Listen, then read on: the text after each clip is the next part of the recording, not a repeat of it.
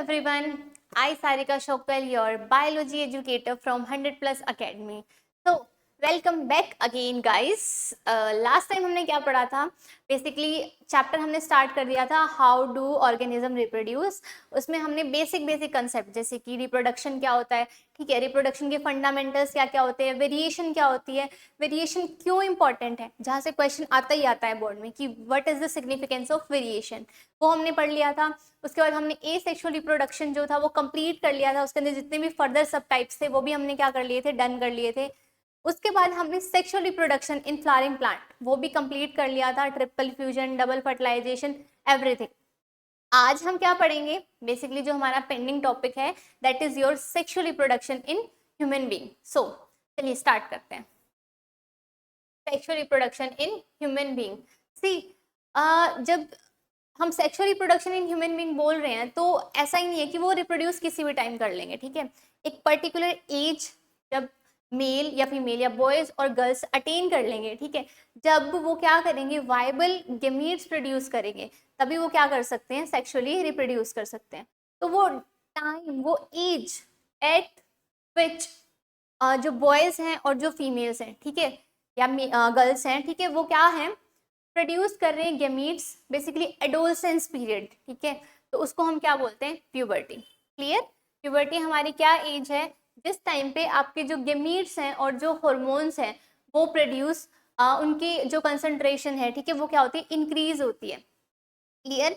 तो जब प्यूबर्टी की एज अटेन कर रहे होते हैं बॉयज और गर्ल्स, तो उस टाइम पे डिफरेंट चेंजेस आते हैं उनकी बॉडी में, ठीक है. कुछ कॉमन चेंजेस होते हैं, कुछ हमारे पर्टिकुलर बॉयज स्पेसिफिक होते हैं, कुछ गर्ल्स स्पेसिफिक होते हैं, ठीक है. तो बॉयज के अंदर आपके पास ड्यूरिंग प्यूबर्टी जो चेंजेस आते हैं, जैसे कि पिच है, जो वॉइस की जो पिच है वो क्या हो जाएगी, काफी लो हो जाएगी. बॉडी उनकी क्या हो जाएगी, मस्कुलर हो जाएगी, ठीक है. जो पीनेस है उसका साइज क्या हो जाएगा, इंक्रीज हो जाएगा. और आपके जो फेशियल हेयर है, ठीक है, बियर्ड है, वो क्या हो जाएगी, ग्रो हो जाएगी. एंड आर्म पिट्स और जो प्यूबिक हेयर है वो भी क्या करेंगे, ग्रो करेंगे.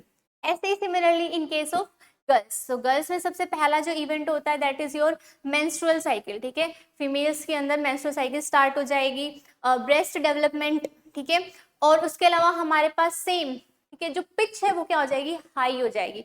फीमेल्स की पिच क्या होती है, जनरली हाई हो जाती है, और जो मेल्स हैं उनकी जनरली लो हो जाती है. एंड सिमिलरली प्यूबिक हेयर हैं वो ग्रो कर जाएंगे, आर्मपिट हेयर वो ग्रो कर जाएंगे, ठीक है. तो ये आपके पास क्या है, डिफरेंट चेंजेस जो प्यूबर्टी का जो टाइम है उस टाइम पे होते हैं, ठीक है. चलिए अब हम पढ़ते हैं sexual reproduction in human being. तो उसमें सबसे पहले हम पढ़ेंगे मेल रिप्रोडक्टिव सिस्टम, फिर हम पढ़ेंगे फीमेल रिप्रोडक्टिव सिस्टम. तो male reproductive system, male reproductive system, male reproductive system में आपके मेनली दो पोर्शन होते हैं. एक वो पोर्शन जो क्या प्रोड्यूस कर रहे हैं आपका बेसिकली जर्म सेल यानी मेल गैमीट और आपके सेक्स हार्मोन, ठीक है. और दूसरा जो पोर्शन है मेल रिप्रोडक्टिव सिस्टम का, उसमें आपके क्या प्रेजेंट है, असेसरी ग्लैंड्स, जो क्या करेंगे, असिस्ट करेंगे उस पूरी प्रोसेस को. तो सबसे पहले जो आपके पास स्ट्रक्चर आता है that is your testis. Testis क्या है, पेयर ओवल सेक लाइक स्ट्रक्चर, ठीक है, जो किसके अंदर प्रेजेंट है, स्क्रोटम. ये स्क्रोटम क्या है, एक पाउच है जो टेस्टिस को एब्डोमिनल कैविटी के बाहर रखती है. ये उसका एक रीजन है क्यों बाहर रखती है, क्योंकि जो आपकी जो स्पर्मेटोजेनेसिस की प्रोसेस है, स्पर्मेटोजेनेसिस मतलब फॉर्मेशन ऑफ स्पर्म्स, ठीक है, वो प्रोसेस आपकी मेन बॉडी टेम्परेचर के अंदर नहीं हो सकती है, ठीक है. 2 to 4 डिग्री लेस टेम्परेचर चाहिए होता है किसके लिए, आपकी स्पर्मेटोजेनेसिस के लिए. तो वो लेस टेम्परेचर किसकी वजह से प्रोवाइड होता है, बेसिकली योर स्क्रोटम. क्लियर. आपके पास जो टेस्टिस है वो डुअल फंक्शन परफॉर्म करता है. एक वो क्या कर रहा है, मेल गैमीट प्रोड्यूस कर रहा है, और दूसरा आपका जो सेक्स हार्मोन है दैट इज योर टेस्टोस्टेरोन, वो भी कौन प्रोड्यूस कर रहा है, आपका टेस्टिस. उसके बाद आपके पास दूसरा जो स्ट्रक्चर आता है, ठीक है, that is your vas deferens, ठीक है. वास डिफरेंस क्या है, एक ट्यूब लाइक स्ट्रक्चर है जो क्या करती है, कैरी करती है मेल जर्म सेल्स यानी मेल गैमेट्स को, दैट इज योर स्पर्म्स, ठीक है. और उसको कहाँ रिलीज करती है, बेसिकली आपकी इजैकुलेटरी डक्ट में. कहाँ रिलीज करती है, इजैकुलेटरी डक्ट. और जो इजैकुलेटरी डक्ट है वो हमारी ओपन कहीं और होती है, लेकिन वास डिफरेंस के साथ आपकी सेमाइनल वेसिकल एक ग्लैंड है, वो दोनों मिलके आपकी क्या बनाती है, इजैकुलेटरी डक्ट. चलिए नेक्स्ट आपके पास जो स्ट्रक्चर है रिप्रोडक्टिव सिस्टम के अंदर, योर यूरेथ्रा. ठीक है, ये आपके पास क्या है, ये भी एक ट्यूब है, बट ये कॉमन पैसेज है किसके लिए, आपका स्पर्म इजैकुलेशन के लिए एंड यूरिन रिलीज के लिए। क्लियर, कॉमन पाथवे है, ठीक है, जहाँ पे एक टाइम पे यूरिन पास हो सकता है और दूसरे टाइम पे आपके स्पर्म्स। क्लियर, चलिए नेक्स्ट आपके पास जो लास्ट स्ट्रक्चर आता है दैट इज योर पीनिस। ठीक है, पीनिस आपका क्या है, external genital organ, external genital organ. ठीक है, यही वो पर्टिकुलर स्ट्रक्चर है जिससे मेल अपने वाइबल गैमेट्स फीमेल बॉडी में ट्रांसफर करते हैं, इंजेक्ट करते हैं। क्लियर, चलिए देखो डायग्राम की हेल्प से समझते हैं। ये आपके पास क्या है, यूरिनरी ब्लैडर है। ठीक है, सारी की सारी चीजें कनेक्ट हैं यहीं से।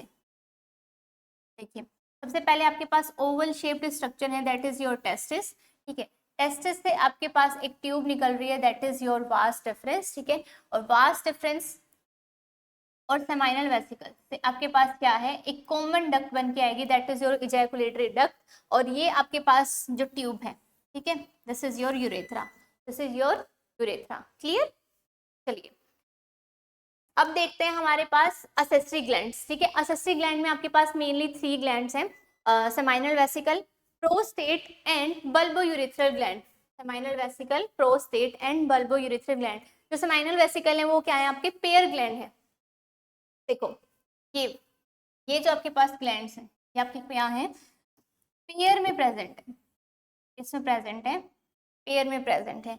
और ये क्या करते हैं, जो सेमाइनल वेसिकल है वो वास डिफरेंस के साथ मिलके कॉमन इजैकुलेटरी डक्ट बनाते हैं। ठीक है, कॉमन इजैकुलेटरी डक्ट, क्योंकि आपके पास जो सेमाइनल वेसिकल है वो अपनी सिक्रीशन रिलीज करता है। ठीक है, प्रोस्टेट ग्लैंड अपनी सिक्रीशन रिलीज करेगा और बल्बोयूरेथ्रल क्या करेगा, अपनी सिक्रीशन रिलीज करेगा। ठीक है, जो सेमाइनल वेसिकल है वहां से क्या रिलीज होता है, सेमाइनल फ्लूइड। क्या रिलीज होगा, सेमाइनल फ्लूइड। ठीक है, चलिए अगर मैं तीनों असेसरी ग्लैंड की सिक्रीशन बताऊं, ठीक है, तो आपके पास सीमन बनेगा। क्या बनेगा, सीमन। ठीक है, सीमन में क्या होता है, आपके पास स्पर्म प्लस सेमाइनल फ्लूइड। ठीक है, और ये आपकी प्रोस्टेट ग्लैंड की सिक्रीशन और बल्बोयूरेथ्रल ग्लैंड की सिक्रीशन। ठीक है, ये क्या करते हैं बेसिकली, जो यूरेथ्रा के अंदर जो पीएच डिसबैलेंस होता है उसको अल्कलाइन पीएच पे लेकर कौन जाते हैं, बल्बोयूरेथ्रल की सिक्रीशंस लेकर जाती हैं। और दूसरा आपके पास लुब्रिकेशन भी कौन प्रोवाइड करती है, यही सिक्रीशन प्रोवाइड करती है। ठीक है, तो बेसिकली आपके पास जो पीनस से जो फ्लूइड डिस्चार्ज, फ्लूइड रिलीज होता है वो आपका क्या होता है, semen, not only sperms. Clear, चलिए यहाँ आप देख सकते हैं फंक्शंस। ठीक है, फंक्शंस ऑफ सेमाइनल फ्लूइड। ठीक है, ये न्यूट्रलाइज कर देते हैं यूरेथ्रा के पीएच को। उसके अलावा फिर आपका जो एक्टिवेशन है स्पर्म का, न्यूट्रिशन है, वो भी कौन प्रोवाइड कराता है, आपका सेमाइनल फ्लूइड। एंड लास्ट में आपका लुब्रिकेशन। ठीक है, ये आपके पास है mainly male gamete that is your sperm. ठीक है, ये टेल है जिसकी वजह से जो स्पर्म है वो क्या होते हैं, काफी हाई मोटाइल होते हैं। और एक इजैकुलेशन के अंदर आपके पास मोस्टली 200 से 600 मिलियन स्पर्म क्या होते हैं, एक टाइम पे रिलीज होते हैं।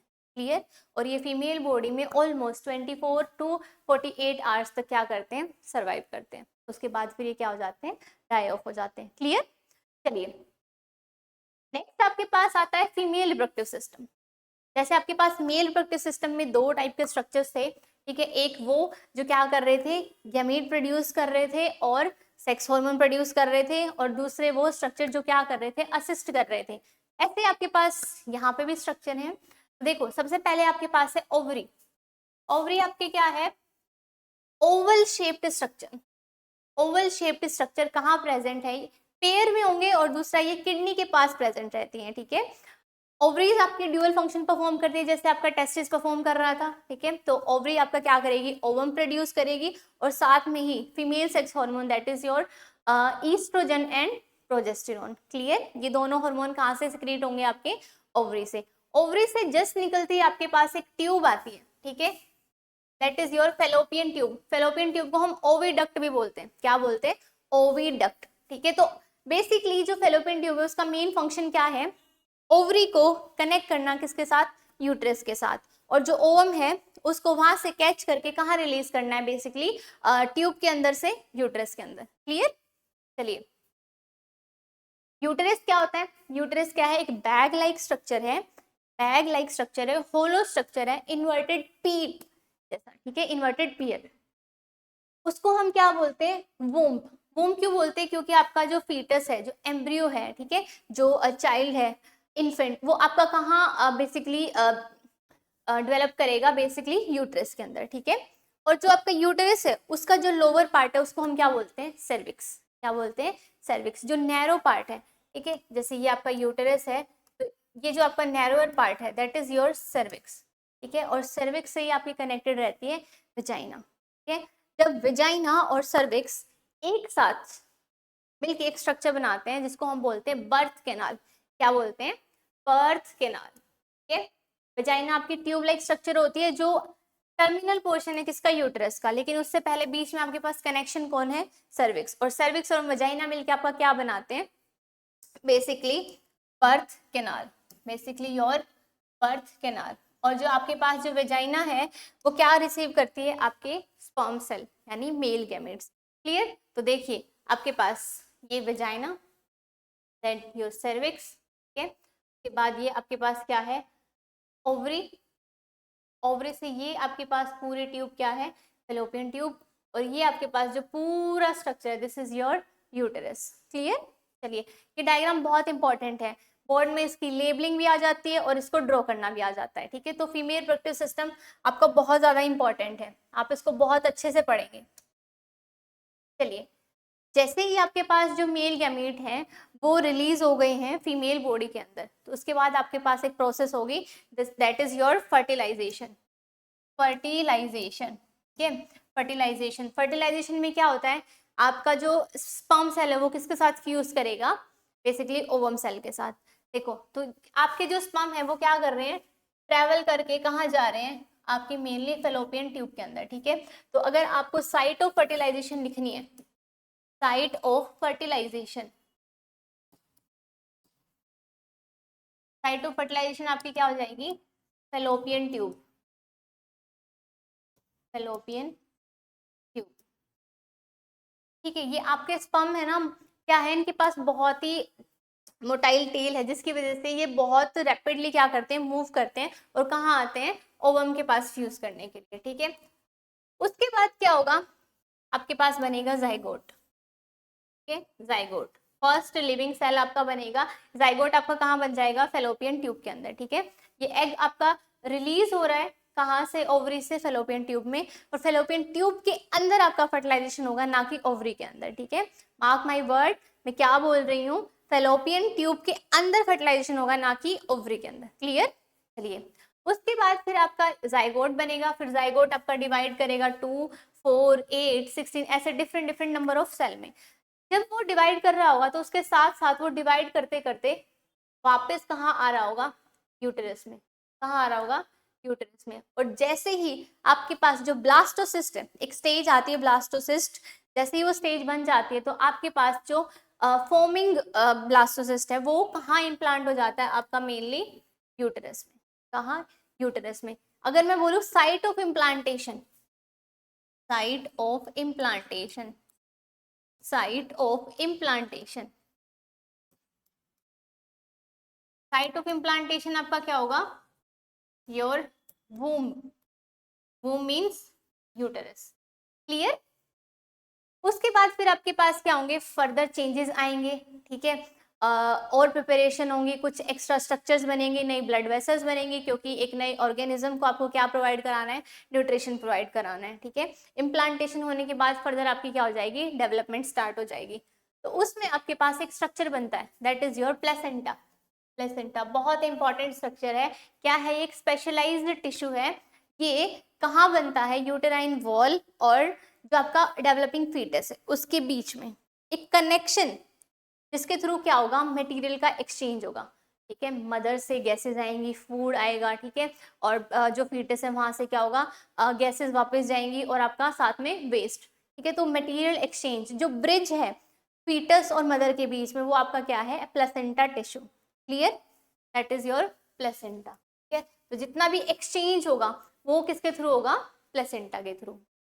जैसे ही आपका फीटस धीरे धीरे करके डेवलप करेगा तो पूरी ड्यूरेशन, ठीक है, कंसीव करने से लेके चाइल्ड बर्थ तक की जो ड्यूरेशन है उस ड्यूरेशन को हम क्या बोलेंगे, योर गेस्टेशन पीरियड। क्या बोलेंगे, गेस्टेशन पीरियड, ठीक है।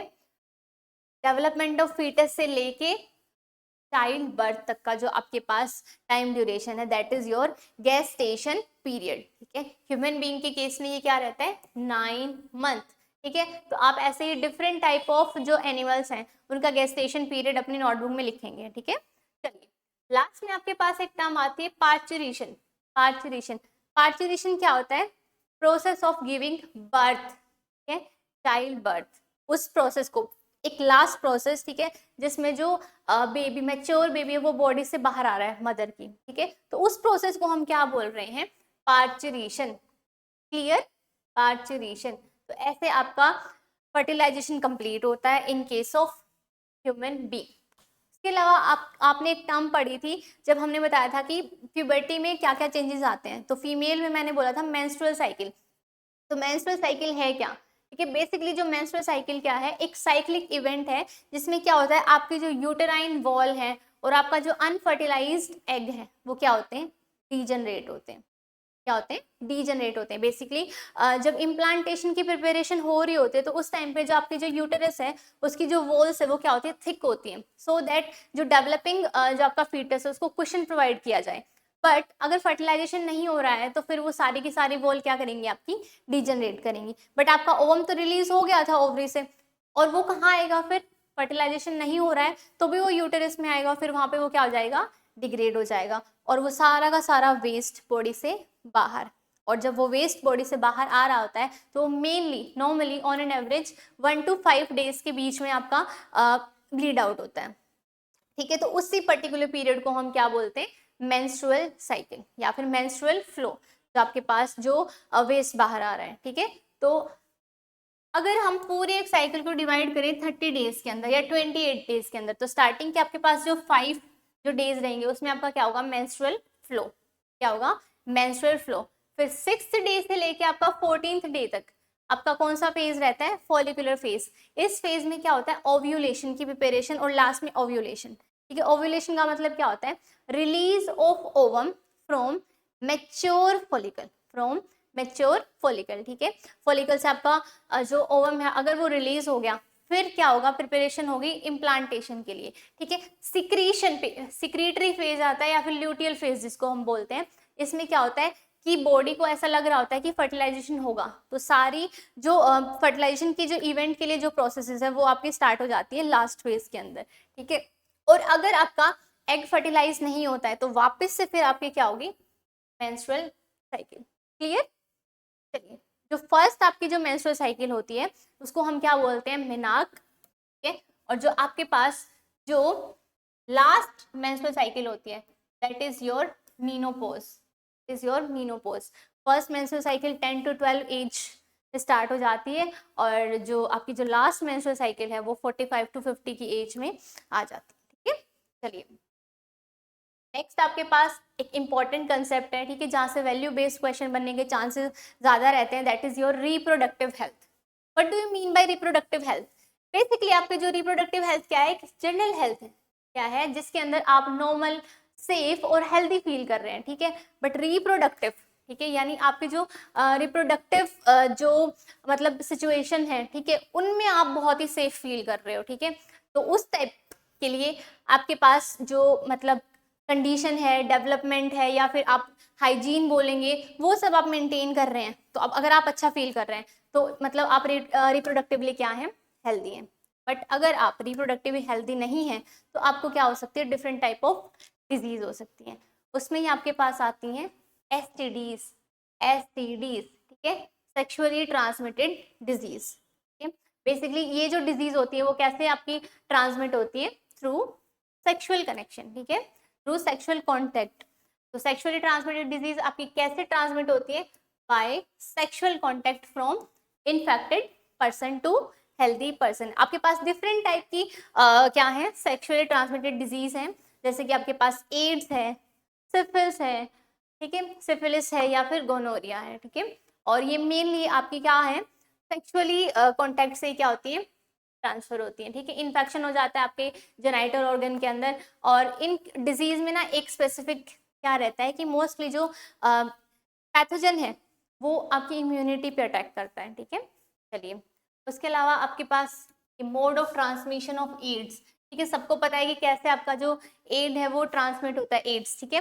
तो बेसिकली सेक्सुअल कॉन्टैक्ट है अगर आपका मल्टीपल पार्टनर्स के साथ, या फिर ब्लड ट्रांसफ्यूजन हो गया है, ठीक है, इन्फेक्टेड आपने निडल्स यूज कर लिए हैं, या फिर मदर से फीटस में चला गया है, अगर मदर HIV पॉजिटिव है तो आपकी जो फीटस है, ठीक है, वो भी क्या हो सकता है, HIV पॉजिटिव हो सकता है, क्योंकि प्लेसेंटा के थ्रू क्या हो रहा है, अब मटेरियल एक्सचेंज हो रहा है, ठीक है।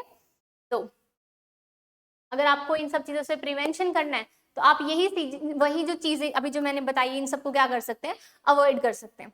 उसके बाद एक कोर कंसेप्ट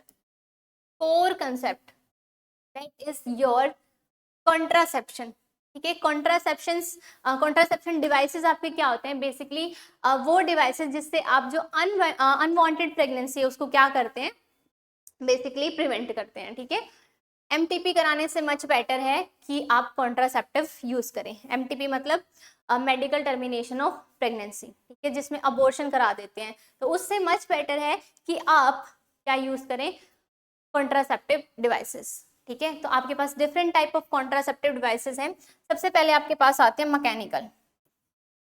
सबसे पहले आपके पास कौन से आते हैं, मैकेनिकल या फिर फिजिकल, मैकेनिकल या फिर फिजिकल। इसमें आपके पास मेनली क्या होते हैं, कॉन्डम्स, सर्विक्स कैप, इस टाइप के अगर आप फिजिकल बैरियर्स यूज कर रहे हैं तो हम इनको क्या बोलते हैं, मैकेनिकल कॉन्ट्रासेप्टिव डिवाइसेस। उसके बाद आपके पास आते हैं केमिकल बैरियर्स। केमिकल बैरियर में आप क्या करते हैं, मेनली ड्रग्स या फिर ओरल पिल्स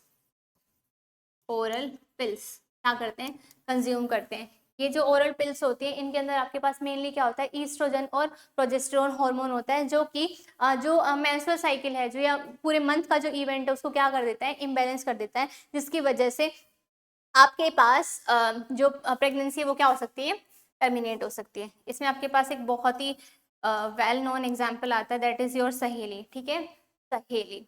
आपके पास दो कॉन्ट्रासेप्टिव डिवाइसेस कौन कौन से हो गए, मैकेनिकल और केमिकल या फिर फिजिकल, ठीक है। उसके अलावा हमारे पास क्या हो सकता है, सर्जिकल में आपके पास क्या होता है, ट्यूबिक्टोमी एंड वेसेक्टोमी। ट्यूबिक्टोमी में क्या होता है, आपकी जो फेलोपियन ट्यूब है उसको कट करके क्या कर दिया जाता है, टाई कर दिया जाता है। और आपके जो वेसेक्टोमी है उसमें क्या होता है, आपके पास जो वास्ट डिफरेंस है, ठीक है, उसको क्या कर दिया जाता है, कट करके टाई अप किया जाता है। तो आपके पास तीन कौन कौन से बैरियर हुए, एक फिजिकल, दूसरा आपके पास केमिकल, तीसरा आपके पास हुआ सर्जिकल, और लास्ट में आपके पास आता है नेचुरल बैरियर, ठीक है। नेचुरल बैरियर मतलब क्या होता है कि जो कोइटस है, ठीक है, जो कॉपुलेशन है, उस टाइम पे स्पर्म रिलीज होने से पहले ही जो कनेक्शन है वो ब्रेक हो जाए, ठीक है। तो जिसकी वजह से क्या होगा, जो स्पर्म्स हैं वो रिलीज ही नहीं हो पाएंगे फीमेल बॉडी के अंदर। दूसरा आपके पास जो कंसेप्ट है वो कि आप जो फीमेल मेंस्ट्रुअल साइकिल है उसको ट्रेस करेंगे। ओव्यूलेटरी जो फेज आता है, ओव्यूलेटरी यानी जब ओव्यूलेशन होने वाला है, ठीक है, उस टाइम पे इंटरकोर्स ना हो तो भी आपकी जो प्रेगनेंसी है वो क्या हो सकती है, प्रिवेंट हो सकती है। और लास्ट आपके पास जो नेचुरल मेथड आता है that is your lactational amenorrhoea. Lactational amenorrhoea में क्या होता है बेसिकली कि जब फीमेल गेस्टेशन पीरियड कंप्लीट करती है तो उसके कुछ टाइम तक बॉडी में हार्मोनल चेंजेस होते हैं जिस वजह से मेंस्ट्रुअल साइकिल नहीं होती है। तो वो मेंस्ट्रुअल साइकिल अगर नहीं है तो उस टाइम पे ओव्यूलेशन भी नहीं होगा। तो उस टाइम पे अगर इंटरकोर्स होता है तो आपकी मेनली जो प्रेगनेंसी है वो क्या हो सकती है, प्रिवेंट हो सकती है। क्लियर। तो ये आपके पास क्या थे, different type of contraceptive barriers. आज हमने क्या पढ़ा, sexual reproduction in human beings, जिसमें हमने मेल रिप्रोडक्टिव सिस्टम क्लियर किया, फिर फीमेल रिप्रोडक्टिव सिस्टम, फिर फर्टिलाइजेशन, फिर प्लेसेंटा क्या होता है, क्या प्लेसेंटा का फंक्शन होता है, गेस्टेशन पीरियड क्या होता है, पार्चुरेशन क्या होता है, और लास्ट में योर रिप्रोडक्टिव हेल्थ। तो आज के लिए इतना ही। थैंक यू सो मच, मिलते हैं नेक्स्ट क्लास में।